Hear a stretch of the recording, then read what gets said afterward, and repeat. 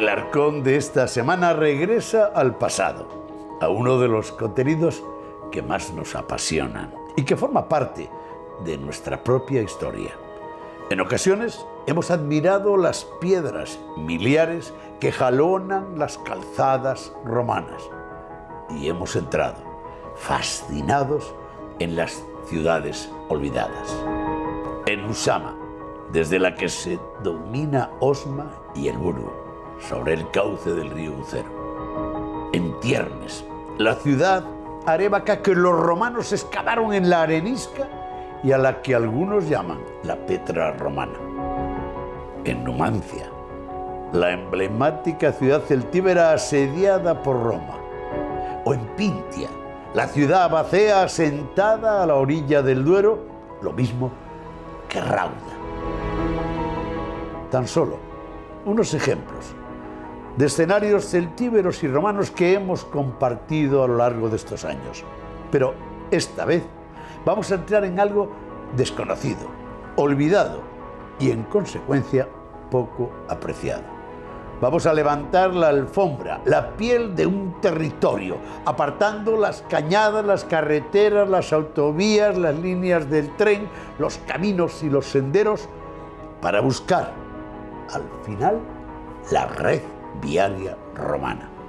Las viejas calzadas sobre las que se asienta una buena parte de la red viaria actual. La calzada romana es hoy el mejor argumento para recuperar senderos culturales a la intemperie, paisajes olvidados y ofrecer la sensación de caminar por un suelo que hace 2000 años pisaron los romanos. Hoy conectaremos todo ello de la mano del máximo experto en vías romanas de nuestro país, el burgalés Isaac Moreno Gallo, un ingeniero que ha revolucionado la teoría y demostrado con la práctica lo que se debe hacer con las vías romanas. Hay quien dice que es capaz de enmendar la plana al mismísimo Antonino Caracalla.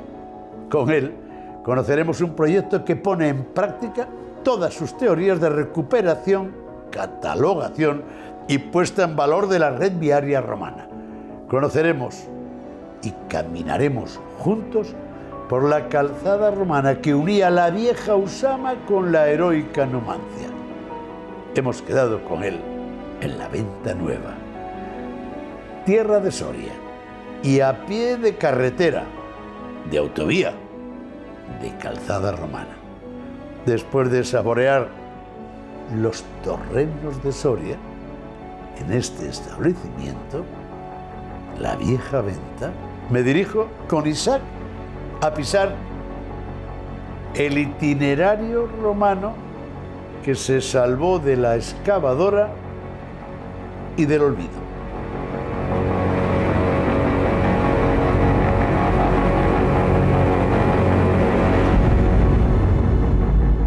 Tú eres de Burgos. Sí, de toda la vida. De Burgos. Burgos. De los gallos de Burgos. Bueno, los gallos vienen del partido de Sedano, de Escalada, sí. Efectivamente, la familia de mi madre viene de allí. Tierra de dólmenes. Sí, también hay dólmenes en otros sitios, pero ahí esos están muy bien investigados. Mi hermano echó ahí el resto y ahí... Mi hermano Miguel. Mi hermano Miguel, sí, efectivamente. Oye, así es. Oye, es la primera vez que me encuentro que una autovía, una infraestructura de esas que suelen romper los paisajes, nos devuelven una calzada olvidada. Sí, afortunadamente, porque estuvo a punto de destruirla, todo lo contrario, de hacerla casi desaparecer. Pero bueno, ahí hubo una carambola, un golpe de suerte y se pasó a la promoción en lugar de a la destrucción. Y aquí tenemos 7 kilómetros hacia allá de vía romana promocionada que se pueden recorrer, que se pueden interpretar, porque hay hasta 3 centros de interpretación como este. Y la verdad que estoy satisfecho con el resultado y yo creo que los habitantes de la zona también. ¿Tu afición a las calzadas romanas y a la historia te vino por tu parte de geógrafo e historiador o por ingeniero de obras que tuviste que estudiar la red viaria romana? No, ninguna de las dos cosas. Yo me gustaba la historia. Todo el mundo olvidaba Me gustaba la historia antes que nada, eso es lo primero. Lo que pasa es que yo me tenía que ganar la vida y con la historia no se gana uno bien la vida. Así que como era de Burgos y allí estaba la Escuela de Obras Públicas, hice obras públicas y con eso me he ganado la vida. He acabado incluso como funcionario del Estado haciendo carreteras. Geografía e historia lo hice después, porque era algo que me seguía gustando y que además lo necesitaba, porque ya me había metido en líos de investigación, de carreteras romanas, de acueductos, de la ingeniería de la antigüedad, que es lo que me gusta. Las calzadas romanas están, no digo recuperadas, pero sí sabemos dónde están, conocemos la red viaria romana. ¿La debemos mucho a la red viaria? Sí, claro. Toda la historia ha circulado por ella, las culturas, hasta la lengua, ¿verdad? Todo circuló por aquí. Y casualmente Castilla-León puede ser hoy en día la región de Europa y del Mediterráneo mejor, y del mundo, claro, mejor identificada en cuanto a las vías romanas, porque se hizo un trabajo extraordinario, muy bueno, entre 2006 y 2011. Y están no solo identificadas, sino diagnosticadas. Los tramos mejor conservados están perfectamente puestos, además, en una página web, viasromanas.net, que cualquiera puede acceder, y de hecho acceden, porque hay mucha gente haciendo turismo con esa página, viendo esos trozos. Y eso es una suerte que tiene esta región y que no tienen otras. ¿Antonino tenía razón? Antonino tenía razón, claro. Antonino no se sabe muy bien. El itinerario de Antonino al que todos acudimos. Sí, se llama así, pero no está claro que lo hiciera ningún Antonino, fíjate, ni siquiera eso. Y tampoco se sabe lo que es. No es una guía de caminos, no es una guía de carreteras, es una especie de dietario, de unos viajes que alguien ha hecho o tenía que hacer. Y no están recogidas todas las vías romanas. Pero curiosamente, algunas de las poblaciones, asentamientos, mansios que menciona, hoy las podemos encontrar. Están identificadas muchas, otras todavía no, claro que sí, y se corresponden con lo que eran las carreteras romanas de aquella época. El asunto es que en Castilla y León hemos encontrado casi el doble de las que vienen recogidas en el itinerario, más del doble. Hay un montón de itinerarios que no vienen ahí recogidos. Clunias a Samón, por ejemplo, está identificado entero al metro y no viene el itinerario de Antonino. Y es una vía romana muy importante que además tiene tramos bien conservados que merecería la pena señalizar. El común, el turista, el aficionado a la historia y al senderismo, salvo la Vía de la Plata por las resonancias que tiene, sí, no pisa más calzadas. No, hasta ahora no, pero vamos a ver si cambia la cosa. Porque ahora hay información ya muy buena en Internet para poderlo hacer, en Castilla y León. Porque ahí está la página web, que además tiene un punto de georreferencia que se puede navegar encima de las vías. Te dice dónde estás. Y eso lo está haciendo mucha gente. Dice, voy a ver este tramo que está en verde, que está muy bien conservado. Y se vienen al punto de la provincia, de la región que sea, y van y lo ven, en Castilla y León. Hombre, esta obra ha sido tremenda, salvaguardar la calzada romana dentro de la construcción de una autovía con todos los impedimentos. ¿Cuándo aparece esto aquí? ¿Fue una suerte que apareciera Isaac Moreno Gallo en esta parte o no? Sí, porque podía no haber aparecido. Perfectamente claro que fue una suerte.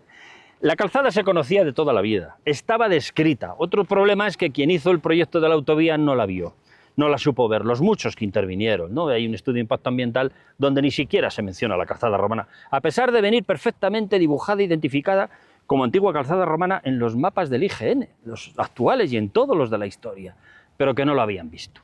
Bueno, afortunadamente la autovía se tuvo que parar, hubo un problema con patrimonio aquí en Castilla y León, y finalmente por una carambola, como te digo, yo acabé aquí en esta obra, dentro de la dirección de obra y gracias también al director de obra, que fue un hombre que se sensibilizó inmediatamente con esto y dijo, esto hay que salvar. Bendita carambola, porque hemos puesto en valor un tramo importante de calzada romana en el Duero y perfectamente visible, paseable e interpretable. Y en un sitio que la necesitaba, en la España hipervacía, término municipal de Calatañazor, nada menos. Sí, efectivamente. De cualquier manera, que sepas que esto era mi lucha particular. Las vías romanas son mías, ¿sabes? No exactamente, pero las trato como si fueran mías. Y todo lo que las pasa me duele a mí. Ojalá le doliese a todo el mundo, ¿verdad? Y sobre todo a los responsables de patrimonio, pero a mí me duele. Hoy vamos a comprobar el trazado, las características de la propia obra de ingeniería romana de la calzada. Vamos a ver réplicas de miliarios y una señalización que nos dice por dónde se va a Usama y por dónde se va a Numancia. Claro. Y todo esto ¿para qué? ¿Para qué sirve? Ya lo hemos señalizado. ¿Qué rentabilidad le sacamos a la puesta en valor de una vieja carretera romana? Pues mira, esto es cultura, esto es patrimonio y esto es turismo. Me acaban de decir en la Venta Nueva que han venido varios autobuses que descargan aquí a la gente y ven esto. Si son gente, digamos, ágil, todavía joven, se lo andan, y si no van en bicicleta, que está perfectamente preparada para ello. Y si son gente mayor, que también vienen, pues van con el autobús a los 3 centros de interpretación y lo interpretan con los carteles que se ha puesto para ello. Eso antes, este recurso no lo tenían antes de esto. Calatañazor tiene de recurso su propio pueblo, pero ahora tiene una ruta que además puede recorrer la calzada romana. Y bueno, pues la hostelería y los pueblos estos tienen un recurso formidable, como podrían tenerlo otros en toda la región que tienen extraordinarios sitios como este, bien conservados, de vía romana bien conservada, que necesita una mínima señalización. Yo no pido que se hagan estos centros grandes, porque esto yo entiendo que es caro, igual la Junta de Castilla y León es pobre, o no, no lo sé. Pero que menos que un palo, una tablilla, un cartel que ponga calzada romana y una cosa explicativa allí, ¿no? Eso es lo mínimo para proteger, que de entrada eso protege el camino. Y en esta primera ya tenemos la interpretación, ya sabemos que es una calzada romana, vemos Claro. la red viaria. Sí. Ya. Ahí viene toda la cartografía donde ya estuvo interpretada desde el siglo XVIII, los mapas de Saavedra, unos sondeos que se hicieron ya en el año 2007, ahí viene ya todo lo referente a la vía romana, pero todavía hay otros dos. Y en el último, además, es tremendo. Allí se enseña toda la estructura, los métodos constructivos, hay carteles a lo largo del recorrido. Está preparada para que la gente la recorra y puede interpretarla paso a paso, momento a momento, ¿sabes? No podemos generar una señalética, una infraestructura Sí. muy cara en todas las calzadas romanas. No, una cosa que a básica. tu juicio tenemos mucho que hablar en este sentido, pero vamos, un mínimo de señalización. Totalmente, sí. Unos anagramas estándares para toda la región ya existen, que ya hay algunos tramos como este que los tiene, ¿no? Figura la Junta de Castilla y León, figura pues una viga, que has visto, hay un carrito, una carruca dormitoria exactamente. Bueno, pues y la información que pueden encontrar en Internet, si eso es lo más barato, si eso es fácil, si es pues, poner la voluntad de poner un cartel. Vamos a continuar por esta calzada romana, pero antes me llama la atención, vivimos en una comunidad con un patrimonio monumental, arqueológico, antropológico, paleontológico, desbordante. Y me limito a los titulares que todos conocemos de los últimos años. Las calzadas romanas, o sea, los caminos, las carreteras, era lo que menos importancia hemos dado hasta ahora. Hemos hecho aulas arqueológicas, hemos puesto excavaciones y recuperación de algunas ciudades, pero... Era lo más desconocido. Esa es la causa, no hay otra. Eran absolutamente desconocidas. Hasta que no se identifican dónde están. ¿Cómo son? Porque es que hasta hace pocos años ni se sabía cómo son. La gente buscaba losas en la superficie. Al final sabemos que son caminos con zahorras naturales en la última capa. Eso a veces no es fácil de identificar. Y por eso se han destruido, en todo el Mediterráneo, porque el arquetipo de las losas había primado, se había impuesto y todo el mundo buscaba eso. Por lo tanto, el concepto de balata, camino enlosado, no encaja. Bueno, hay varias teorías para eso. Iter ab emeritas turicam, Roldán Herbal, Vía de la Plata... Albalat, el empedrado, el enlosado, es una de las, digamos, teorías. Pero hay otra también, que es vía de lapidata. Y vía de lapidata significa empedrada, literal, y no empedrada con losas necesariamente, sino con piedras menudas, es decir, lo que es una calzada romana. ¿Los ingenieros seguís alucinando con la estructura de una calzada que claro lo tenían los romanos? Sí, yo lo he hecho. ¿La consistencia de estos caminos que se han mantenido 2000 años después? Yo lo he hecho siempre, porque me he dedicado a investigarlas y a conocerlas. Y a mis compañeros cuando se la enseño, y esta se la he enseñado a bastantes de ellos, por supuesto, se quedan impactados. Dice, hombre, pero esto es muy importante. Esto es patrimonio nuestro. Digo, menos mal que vamos dándonos cuenta, porque esto es desde siempre, no desde ahora. Y ahora alguien debería, efectivamente, yo creo que el propio colectivo mío de los ingenieros civiles debería reivindicar este patrimonio, porque es su patrimonio, el patrimonio de la ingeniería civil antigua. ¿Los ingenieros rezáis mucho a Santo Domingo de la Calzada? Pues unos más y otros menos. Es vuestro patrón, ¿verdad? ¿no? Es nuestro, sí, es el patrón de los ingenieros civiles, que antiguamente se llamaban y se llaman ingenieros de caminos, canales y puertos, ingenieros de obras públicas. Hoy ya está homogeneizado. A mí me encantaba, era muy largo.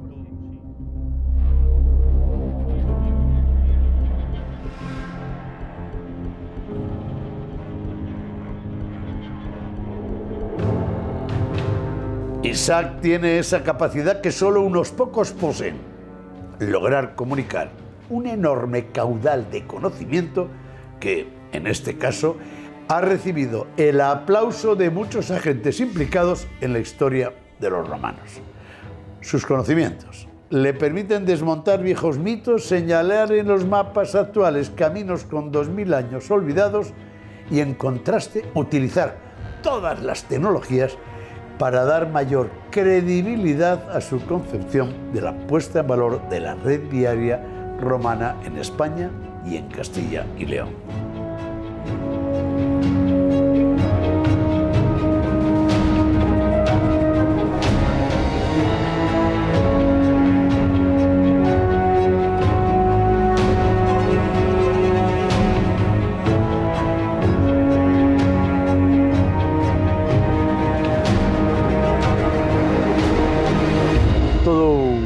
contraste. Las autovías y las autopistas del siglo XXI y un camino milenario que es el mismo, que sigue estando aquí. El mismo trazado, claro. El mejor trazado, porque esto lo hicieron topógrafos e ingenieros de aquella época y cogieron el mejor de los trazados para comunicar dos ciudades que también comunica la autovía, Numancia y Osma. ¿En qué parte estamos de la calzada puesta en valor y recuperada en esta parte de eso? Pues estamos a la altura del puerto del Temeroso, que es bien famoso, porque es un puerto... Con nieve más. Con nieve más, sí. Que está ahí mismo, que es en la carretera del siglo XIX que hizo Eduardo de Saavedra, uno de las personas que describió esta calzada romana ya en ese momento, 1860. Por cierto que desde aquí se ve la torre vigía de Calatañazor, que ni hay tambor, ni hay romanos, ni hay batalla. Efectivamente, todo eso parece que es un mito. Eso ya se puede ver incluso en la Wikipedia. El topónimo significa Calatañazur o algo así, que es el lugar de la torre vigía, que es lo que es el castillito, la torre de Calatañazor. Y además se sabe que es del siglo XII aproximadamente. Almanzor es del siglo X. Es decir, parece que ahí no había gran cosa cuando Almanzor vino. La batalla se ha llevado ahí por la similitud del topónimo también, ¿no? La fonética de Calatañazor, Almanzor, pero es una cosa mítica que ya está, yo creo que suficientemente desmontada hoy en día. ¿Hasta dónde tenemos recuperada y puesta en valor la calzada romana? Pues mira, 7 kilómetros. Desde la Venta Nueva, que es de donde venimos, pasamos por el Temeroso, y vamos a ir hasta 800 metros más allá del cruce con la autovía, con la nueva autovía que se ha hecho, que es término municipal de Blacos prácticamente todo él. Ya en el término municipal de Río Seco de Soria, que es el siguiente, ahí ya no hemos llegado con la promoción porque ya no se conservan tan bien y ya era muchísima distancia, claro. Isaac, llama mucho la atención. Acabas de decir que España y que Castilla y León en particular mantiene todavía bien identificada su red viaria romana. Sí. Sin ninguna duda. Es curioso. Tú estudias los ingenieros de canales, caminos y puertos, los ingenieros de obras públicas, los arqueólogos. ¿No estudiasteis en las calzadas romanas? No, realmente hay un problema. Es que se ha trabajado con un arquetipo que no se corresponde con la realidad de las calzadas romanas, que era como la supuesta vía apia con losas en superficie se correspondían a todas las calzadas romanas. Claro, no aparecía ninguna así. Y las que aparecen son caminos de mulas de hace un siglo o dos en las montañas que han señalizado como calzadas romanas, como el puerto del Pico de Ávila. Ahí tenemos un ejemplo, que puede ser del siglo XIX primeros, ¿eh? Ojo, ahora hay un historiador en Ávila... Pero puede ser una vía romana, sí. No, es un camino relacionado con la Mesta, con la transhumancia, y no es un sitio por donde haya pasado una... Probablemente ahí no ha habido nunca vía romana. Ni el trazado ni las características de ese camino se corresponden con una carretera romana. No se ha estudiado realmente bien las vías romanas en la arqueología. Hasta hoy, todavía hoy, en los Ni en la ingeniería. libros. En ingeniería no se ha estudiado. Porque tampoco. de haber sido así, la sensibilidad hubiese hecho que... Se habrían identificado por lo menos. Cuando uno mete una máquina dice, oye, esto es como las vías romanas que a mí me han enseñado, pero como no lo han enseñado en ningún lado, no hay manera de identificarlo. Lo que estamos viendo en este programa es la demostración práctica de tus teorías. ¿Esto es extrapolable al resto de las muchas calzadas Todas romanas? las calzadas romanas son así. O sea, esta no es una calzada romana que haya descubierto yo, ni es la única. Yo había examinado miles de kilómetros de vías romanas antes de escribir mis libros, sobre todo el de la ingeniería de las vías romanas. Esta también era una de ellas. Y todas se corresponden al mismo modelo. Son modelos de carreteras funcionales, de carreteras de calidad, cosa que no es el camino acabado en Hablando losas. de carreteras, ¿por dónde...? Tú has escrito mucho sobre los carros y los... ¿cómo se llaman? Los medios que tenían, Claro. que se utilizaban. ¿Por dónde conducían? Carretera se llama así porque es un camino para carros. Sí. Y la romana era una sociedad del carro. Ojo, iban con carro a todos los lados. Tenían una variedad de carros casi infinita, de todo tipo, hasta carros dormitorio, iban durmiendo por la noche. Por Eso eso significa que el pavimento tenía que ser magnífico, si tú no puedes dormir. ¿Por dónde circulaban? Bueno, pues esa es la gran incógnita que mucha gente... Yo creo que por la izquierda. Por otras cosas porque siempre se ha circulado con las calesas y con los carros en los caminos por la izquierda hasta un convencionalismo de primeros del siglo XIX, creo que es de época de Napoleón, cuando se decide hacer que todo el mundo circule por la derecha, y lo adopta realmente toda Europa, menos Inglaterra, ya lo sabemos. Reino Unido nunca lo ha adoptado. Y eso tenía una función práctica, es que la fusta y los medios de dirigir los vehículos siempre estaba en la derecha. Y a veces el de enfrente podía echarse hacia ti, y tú tenías que dirigir el caballo de enfrente. O sea, de estos caminos que se hicieron para que pasaran las legiones romanas, que en un día les daba tiempo a llegar a la Mansio a descansar? Yo creo que todo eso es un mito. Es decir, esto es un camino de carros, es una vía comercial, una carretera comercial.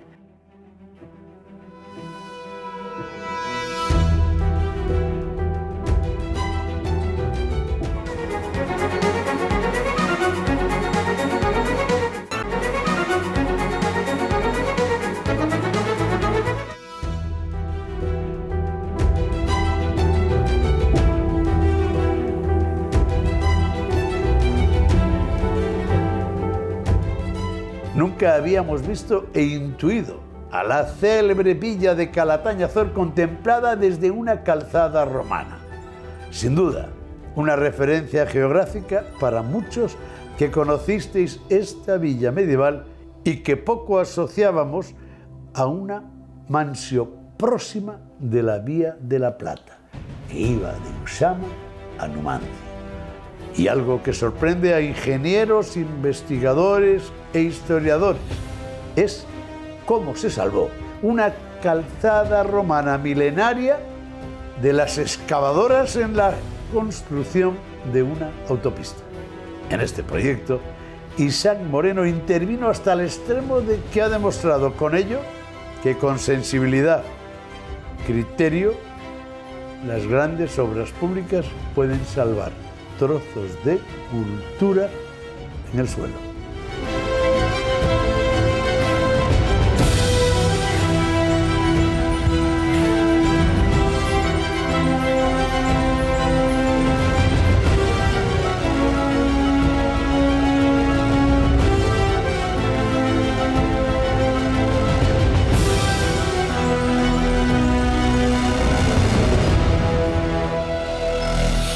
Admito que estoy asombrado. Asombrado porque esto marca una pauta y abre caminos a muchas calzadas romanas en Castilla y León. Pero mi asombro llega a más que en una autovía, y tratándose del Ministerio de Fomento y de Obras Públicas, es la primera vez que veo unos carteles de promoción arqueológica tan grandes como Usama y Numancia. Hemos echado el resto, en efecto, sí. No sois muy amigos los de Obras Públicas y los de Fomento de que exista demasiados llamados, como dirían en América. No, pero yo creo que la dirección de obra que estuvo en esta autovía sí es una excepción que ojalá algún día se arregla. Admito que no lo es, por el momento. Claro. Bueno, te voy a sacar un poco de los caminos, porque los caminos y las calzadas y la red viaria es la que comunicaba las mansios y las ciudades que hoy conocemos, algunas de ellas puestas en valor y con mucho turismo de por medio. Ya que estamos aquí, en la calzada romana que unía Usama y Numancia, nos vamos a Numancia y vamos a recordar del archivo una entrevista con Alfredo Jimeno y de paso pasaremos por el Museo de Numancia.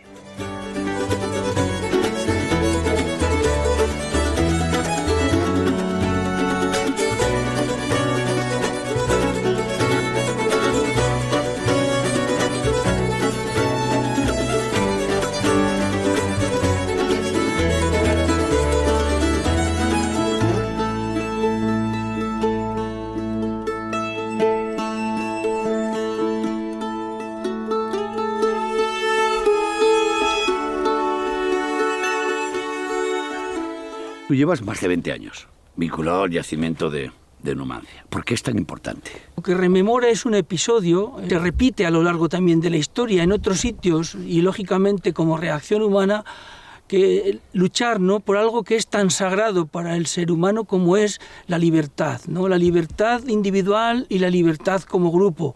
Creo que eso es un poco el gran contenido que tiene Numancia, y yo diría como patrimonio inmaterial. Los propios conquistadores se sintieron conquistados por la gesta numantina. Son los romanos los que trasladan ese episodio a sus fuentes. Alfredo, hoy lo de la arqueología está más socializado. El común ya lo interpreta, ¿no? Atapuerca, las aulas arqueológicas, el arqueoturismo.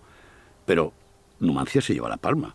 Fue la primera que abrió las puertas al conocimiento, a los turistas. En 1863 es cuando publica Saavedra la situación con seguridad de que Numancia está aquí en el Cerro de la Muela, ¿no? Hasta el siglo XIX estuvo vinculada a Numancia a Zamora.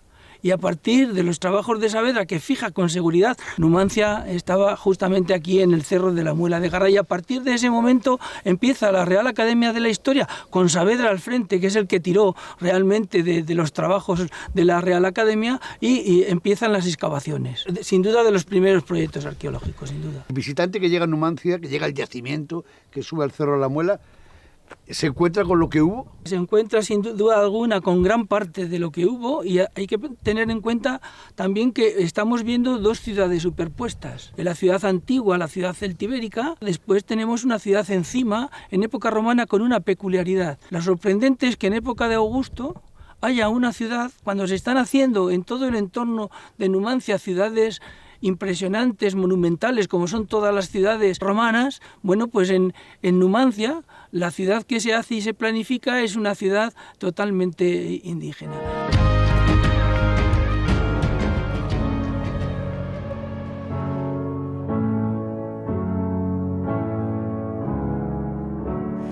La sensación de entrar, no sé, en el Prado de la arqueología, era como entrar en el Museo del Cairo, y sigo teniendo la misma sensación cuando entro en un numantino. Sí, bueno, a mí me ocurre, pese a que todos los días, de una manera u otra, tengo que venir a las salas y siento la misma emoción siempre. Hay que pensar que en el numantino, que es el provincial, es que empezamos con Ambrona, con el magnífico yacimiento paleontológico dentro del Paleolítico inferior y medio de Ambrona, y luego están presentes yacimientos como Tiermes, Uxama, Numancia, Ciadueña y todos los que no puedo citar. Desde que se iniciaron las excavaciones de Numancia y desde 1919 ya con la constitución y la creación del numantino, el numantino es una referencia dentro de la arqueología no solo nacional, sino incluso internacional, porque a fin de cuentas Numancia participa con muchos entrecomillados entre la cultura, entre las culturas celtas de Europa, con lo cual ha sido un yacimiento, y claro, el numantino es donde se conserva la cultura material de esos pueblos. Yo siempre he tenido una duda. ¿Por qué Numancia, el yacimiento de Numancia, no es patrimonio de la humanidad con mayúsculas? Yo preguntaría, ¿material o inmaterial? Y te explico por qué. Creo que en Numancia se suman tantas realidades culturales, que es lo que hace que sea poliédrico y sea tan interesante y a la vez tan difícil de aprehender con H intercalada, ¿no? Numancia es efectivamente un patrimonio inmaterial a través de la literatura y de los clásicos. Ha citado a Cervantes, Julio Garcés, Benjamín Palencia, Gerardo Diego. Quiero decir, hay un elenco y hay un patrimonio, más luego, por supuesto, todo el mito que a lo largo de la historia de España ha resurgido, ¿no? ¿Y has soñado algún día con un museo? Hombre, Numantino es nuestro decimonónico y romántico museo arqueológico, pero ¿has soñado algún día con que haya un museo que cuente las calzadas romanas? Difícil de musealizar en un local, esto tiene que estar musealizado in situ. Y como por desgracia no están conservadas en mucha longitud, tampoco es tan difícil. Escoger los tramos que mejor estén conservados y poner allí un pequeño centro de recepción, unos carteles informativos y que la gente vaya a verlo. Todo lo que he visto se puede hacer en cualquier tramo de calzada romana. Por supuesto, y mucho más modesto y más barato también. Entre eso y nada hay una diferencia abismal. De momento estamos en la nada, este es el único ejemplo que tenemos. ¿Por dónde llegaron las tropas de Escipión o por dónde llegaban los habitantes de aquella época a Numancia? ¿Qué calzadas romanas había? No tengo ni idea, y es probable que en tiempos de Escipión todavía no existiesen estas carreteras. Las carreteras se hacen en terreno ya romanizado, son vías comerciales, no son vías de avance del ejército como nos han contado hasta la fecha, eso es un mito. Ningún ejército en ninguna época le dice al enemigo, estoy haciendo una carretera porque voy a por ti, por este camino, eso es un disparate. Y bueno, pues ¿qué sabe nadie? En los momentos de guerra los ejércitos se desplazan de otra forma, no hacen carreteras para desplazarse, así que no puedo saber cómo se desplazó Escipión. Damos un salto sin salir de la red diaria y de esta calzada romana a Uxama, la perla olvidada. Recuerdo la última conversación con Carmen García Merino en el yacimiento de la ciudad romana de de Usama.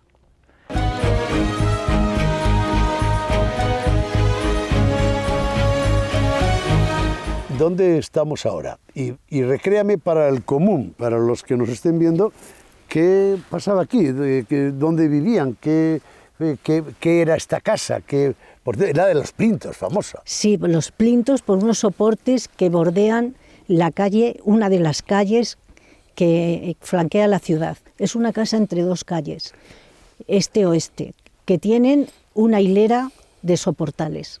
Solo quedan los soportes, claro, los plintos. Y es una casa que pertenecía seguramente a la minoría rectora de la ciudad, porque está muy cerca del foro, que está ahí detrás, estaba, y sigue estando, las ruinas, claro. Es una casa que tiene casi 1000 metros cuadrados y que vivió durante 300 años. Se hizo en tiempos de Tiberio, tiene 22 habitaciones, un gran atrio de entrada, un atrio patio y una serie de habitaciones decoradas con pinturas murales. Se han perdido ya las pinturas. Tiene un patio con columnas que a lo largo de los años se fue modificando y se eliminaron dos de los lados para hacer una cisterna que tenemos aquí delante, una cisterna muy grande. Y también hay que mencionar que que ha deparado una serie de objetos muy interesantes y una habitación que se mantuvo, no voy a decir congelada porque se destruyó en un incendio, pero exactamente igual, lo que se llama en arqueología un hallazgo cerrado. Muchas ciudades romanas dejaron los restos suficientes como para poder seguir defendiéndolas, excavándolas e investigándolas. Algunas han permanecido en silencio. Posiblemente una de ellas sea Usama. Sí. Pero eso también, yo creo que han tenido que ver otros aspectos. Por ejemplo, ya en la provincia de Soria había dos ciudades que llevaban excavándose desde hacía muchísimo tiempo y han concentrado los recursos.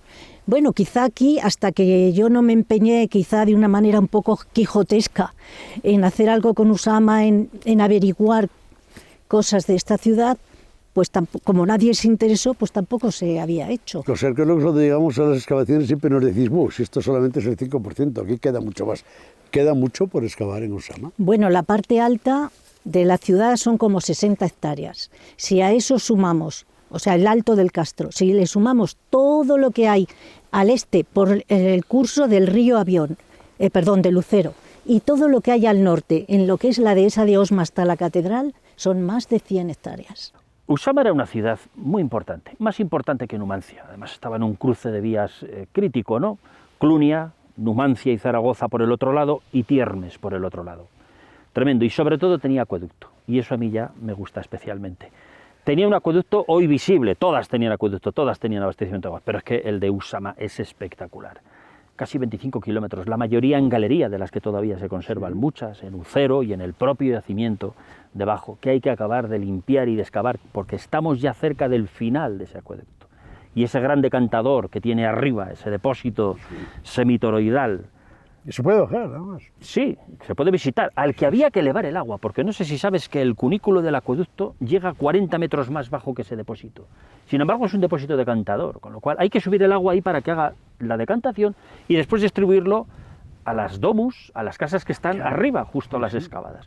Así que tenía que haber un sistema de elevación en algún pozo, y eso no se sabrá hasta que no se acabe de excavar y de limpiar. Para mí, urge excavar ese acueducto. Ay, Usama es la perla olvidada, una ciudad tan importante.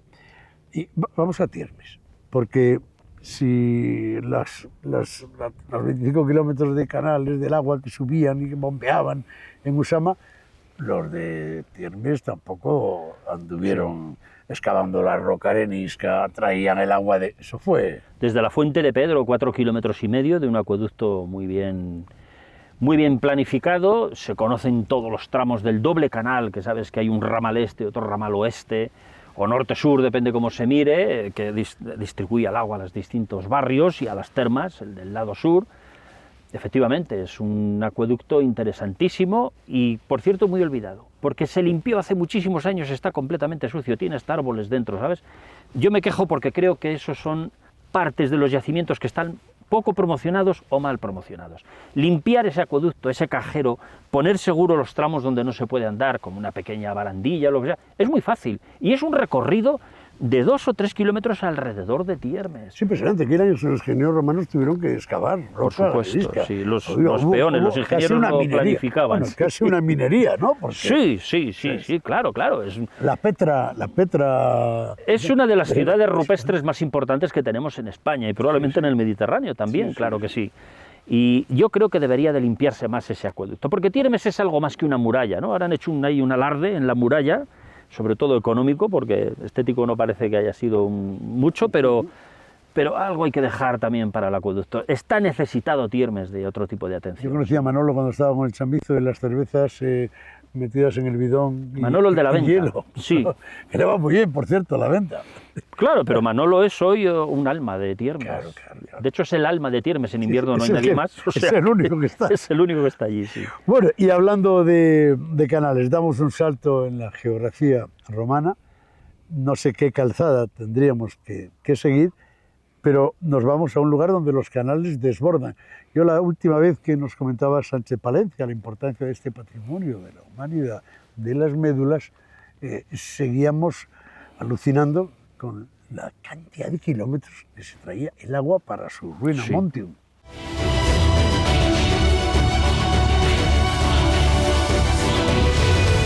Comienza el programa y lo hacemos con Javier Sánchez Palencia, pisando territorio de la humanidad.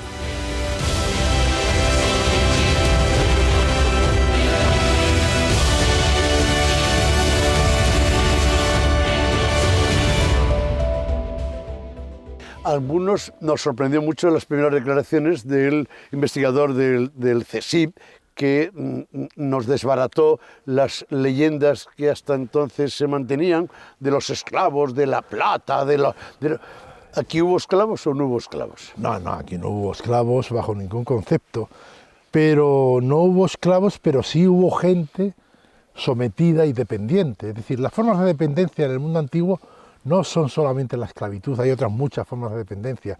Y lo que introdujo Roma aquí fueron los tributos. Y un tipo de tributo son las operae.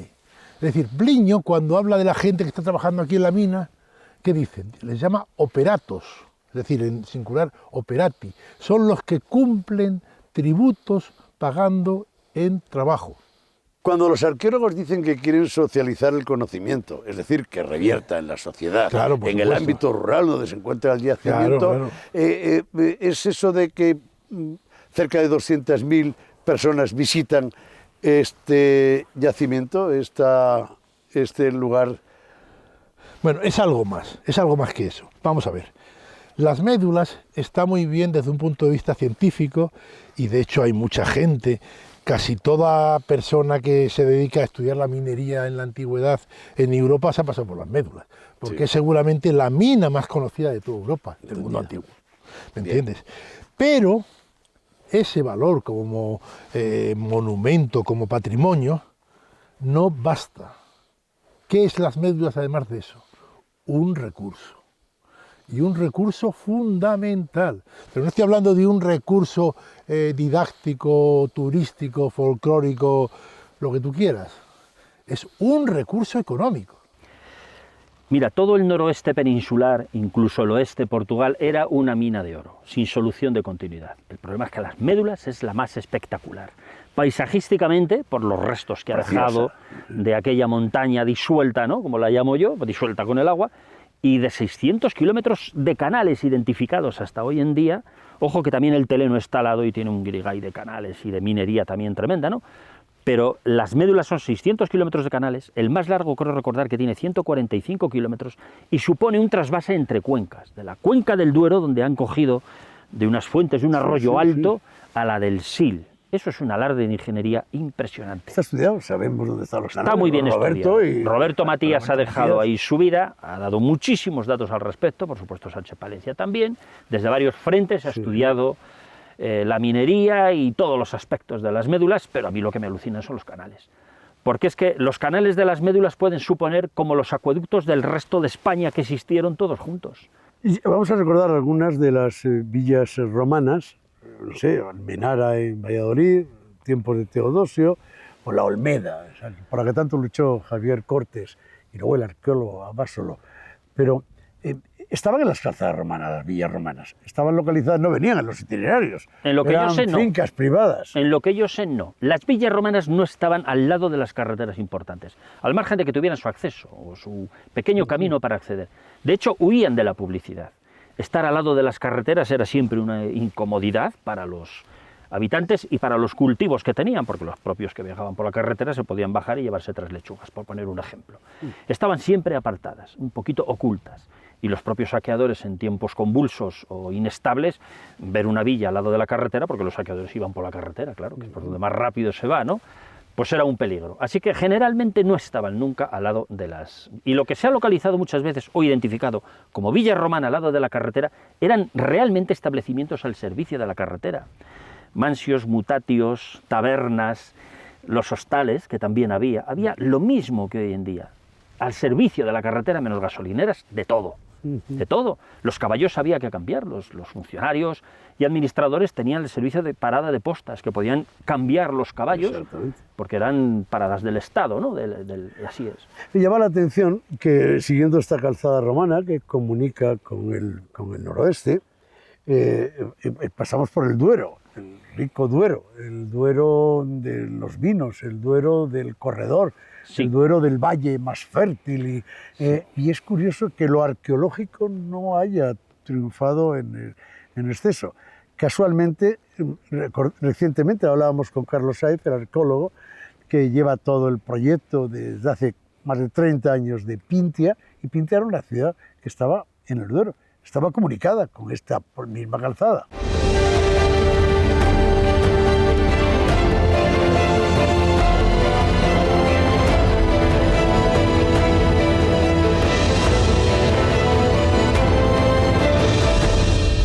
Carlos, ¿hasta qué parte fue importante la ciudad de Pintia en la vieja Iberia? Pues muy importante en tanto en cuanto que son las primeras ciudades de nuestra historia, ¿no? Hasta ese momento había habido granjas, aldeas, asentamientos que no pasaban de 300 habitantes y ahora estamos hablando de ciudades de varios miles de habitantes, ¿no? En el caso de Pintia pues pudieron ser al final en época ya prácticamente de transición al mundo romano, en torno a 7.000, 10.000 personas aproximadamente. Dentro del yacimiento de Pintia, ¿qué tenemos? Tenemos estructuras urbanas, tenemos murallas, necrópolis, alfarería, todo eso. Tenemos lo que queramos. ¿Y cuánto hemos podido estudiar, catalogar y excavar? Pues mira, sinceramente muy poquito todavía, pero en el país de los ciegos el tuerto es el rey.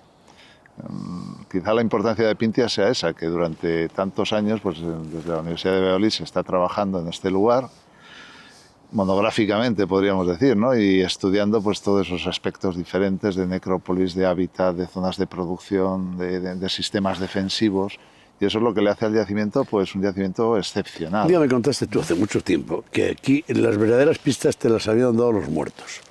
Es decir, gracias a los enterramientos sabéis qué comían, quiénes eran, qué edad tenían, cómo se llamaban. ¿Tantas pistas os ha dado la necrópolis? La necrópolis es muy importante, aunque no es el mundo cotidiano. O sea, el mundo cotidiano, el real, le tenemos que excavar en los poblados siempre, ¿eh? En la necrópolis tiene un filtro ideológico, ¿no? Es, digamos, un lugar simbólico por excelencia, donde se representan identidades, ¿no? Y, por ejemplo, por las mujeres, los hombres, los guerreros, los niños, cada uno tiene un tipo de ajuar diferente que nos ejemplifican muy bien esos conceptos que ¿Lo puede ver el gente. visitante? Todo eso, aparte de ver la recreación desde la necrópolis de las tumbas, ¿lo puede ver en el museo? Sí, sí, claro, está todo visible. Nosotros lo que hacemos, en vez de tener los materiales almacenados sin más, en lo que procedemos a su estudio, pues una parte de ellos los tenemos exhibidos para facilitar también con la visita guiada la comprensión del yacimiento. Estaba el pie de la vía romana. Lo que pasa es que Pintia está al sur del Duero, principalmente, supongo que algo tendría también al norte, justo pegadito a la calzada, porque la calzada viene desde Roa, pasa por el norte y continuaba hacia abajo, en dirección Valladolid, ¿no? Dirección Simancas, que sería ya la otra gran ciudad. Bueno, pues había un puente, claro, que no existe, como ocurre siempre, los puentes han desaparecido todos, ¿no? Y Pintia, que es una enorme ciudad, mucho mayor de lo que parece, con una importancia en el mundo indígena, además tremendo, es una ciudad romanizada, pues estaba al pie de esta calzada. De hecho, está citada en el itinerario antonino. Está perfectamente después de Roa. Ahí está. No quiero terminar esta entrevista, que podría ser interminable, porque alguien que maneja el mapa de la red viaria de Roma está manejando lo que está debajo de la piel de la península ibérica y de esta región en particular. Pero no puedo olvidar la calzada romana de la Vía de la Plata, cuando en el 70 y muchos, aquella tesis doctoral de Roldán Herbás, Iter ab emeritas Thüringen, nos hizo muchos periodistas a recorrernos la calzada y nos contaron muchas cosas, como que era la mayor concentración de piedras miliares de toda la red viaria romana de la península ibérica. Y además pudimos comprobar cómo muchos de los miliares estaban en sus lugares de origen y había tramos de calzadas. La Vía de la Plata, para ti, que es un buen titular, o la defensa de una buena calzada romana. Ahí hay muchos matices. Camino de la Plata se llamó siempre, y está bien documentado en el siglo XVI, en todo el camino entre Mérida y Salamanca. Al norte de Salamanca nunca se llamó de la Plata. Bien es cierto que Roldán hizo aquella tesis pionera en su género, porque es así, y lógicamente alguna vez tenía que ser superada. Ciertamente al norte de Salamanca no es el trazado que él describe, la calzada romana. La calzada romana realmente iba a Villalazán, que era la ciudad Oceloduri, que se cita en el itinerario. Se me cae un mito. No. Zamora Oceloduri. Bueno, pero eso yo creo que está caído a nivel académico hace muchos años. Lo que pasa es que sigue en el subconsciente de la población y tal. Pero bueno, es una de las mejores vías romanas que tenemos en España y bien conservadas. Y precisamente por eso era famosa ya en el siglo XVI. Creo que es el propio Colón el que escribe una carta a su hijo y le dice: y vete por el Camino de la Plata hasta Salamanca, ya se llamaba entonces Camino de la Plata. Y efectivamente tiene unos restos de terraplenes y de estructuras de la vía romana impresionantes, y muchísimos miliarios. No sé si es la que más miliarios tiene de la red viaria de España, porque en el noroeste hay unas concentraciones de miliarios, en la Vía Nova, por ejemplo, que es la que va a Astorga por el Sil hasta Brácara Augusta, ahí hay miliarios para aburrir, hay un montón. Yo diría que más que en la Vía de la Plata, pero bueno, por ahí le anda. El tramo que va del Puente de la Malena, bajando Puerto de Béjar, que ya entra por el parador de Sinforiano, Valverde, Val de la Casa, Río San Agustín, y llega a Salamanca, dicen que es de los mejores documentados y conservados, ¿o no? A ver, entre el Corral de Chinato, que conoce casi todo el mundo, el Puente de la Malena, hacia Salamanca, ahí el trazado de la vía romana es indudable, está muy bien identificado y es el que es. Pero ojo con el puerto de Béjar, porque el puerto de Béjar se ha documentado ya, aparte de que por la técnica constructiva, yo ya dije hace muchos años que eso no era romano, ahora se ha documentado que son estructuras y un camino hecho a finales del siglo XVIII. Es que está prácticamente el proyecto de construcción, existe, se conoce quién lo hizo, se conoce lo que se gastó en ello, incluido el Puente de la Malena, que también es de finales del siglo XVIII. ¿Por allí iba la vía romana? Sí. ¿Por el mismo sitio que por donde va el camino? No, porque eso ya no tiene trazado de carretera. Eso es el camino real de Extremadura en el lado castellano y de Castilla en el lado extremo. Y ya por último, y hablaremos, tendremos más oportunidades, no tardando mucho, pero antes de los romanos no había carreteras, no había caminos, la gente se perdía o... No, había caminos, claro que había caminos, pero no carreteras. La carretera es una estructura hecha por ingenieros, es una obra de ingeniería y no había, lo siento mucho, pero no había ingenieros civiles con la capacidad que trajeron aquí los romanos. Los romanos trajeron una civilización muy potente. La carretera no es cualquier cosa, no es un sitio por donde puede ir un carro, no. Una carretera tiene que tener una estructura, un paquete de firmes, un trazado topográfico con unas pendientes máximas para que los carros puedan progresar, y eso lo trajeron a Occidente los romanos. Ha sido todo un placer, nos veremos en la carretera. Bueno, pues el placer ha sido mío también, por supuesto.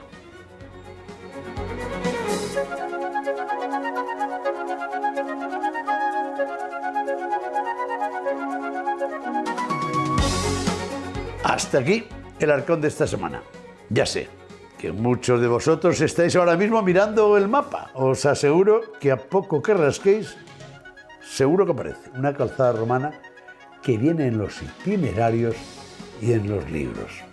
Hasta la próxima semana y no olvidéis el Iter ab Usama Numancia, el camino de Usama a Numancia.